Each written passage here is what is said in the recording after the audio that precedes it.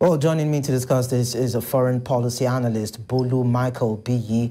Bolu, thank you so much for joining us. Now, what does Kamala Harris's decision to skip the charity dinner in favor of campaigning in Wisconsin suggest about her campaign strategy as the election draws near?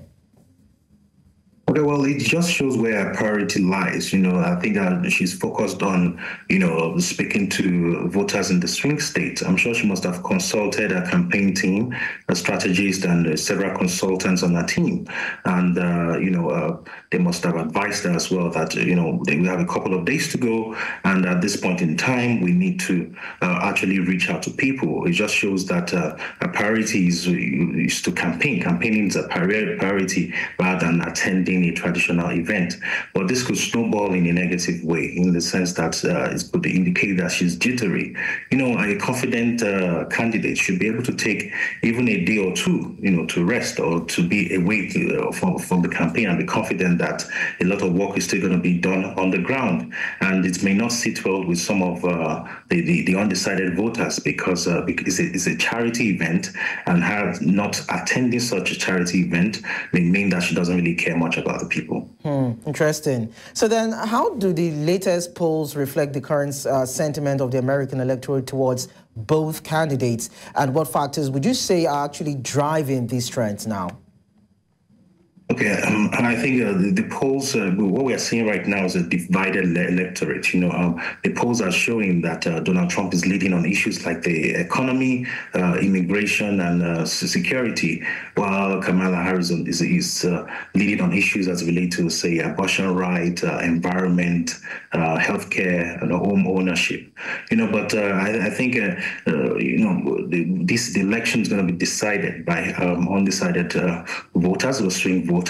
But generally, factors like adverts, factors like debates, performance, and donations, a couple of these events that are coming up. There are some of the factors that influence the final decision of a potential voter. Okay, so earlier on, you just talked about the fact that Kamala Harris might not really care much about the people because of his priorities. And we've seen, Donald Trump being vocal and bullish or brutish in his speech. Do you think that could in any way influence the final outcome of this coming election? Oh, well, it's not really about the rhetorics. I think people will be more focused on policy, and I think that's what Donald Trump is doing right in the campaign.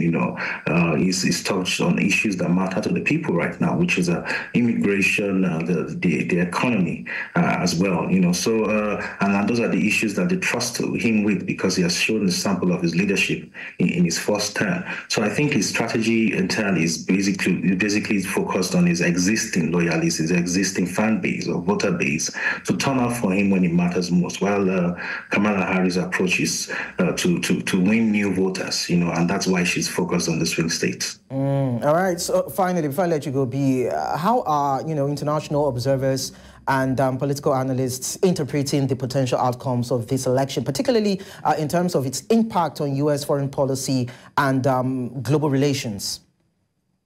Okay, generally, international observers and political analysts would consider what the victory of either candidates would mean for international affairs, especially on key issues like international security, climate change, trade, international alliances. So the political analysts would believe that Kamala Harris being a Democrat, it would mean a victory for her would mean more diplomacy or strengthening existing alliances, with the international community, while a win or a Donald Trump win would mean a greater focus on domestic issues and lesser international engagement, because Donald Trump policy is an America first policy, and that was how it was in this first term, and it doesn't intend to change that even in this election.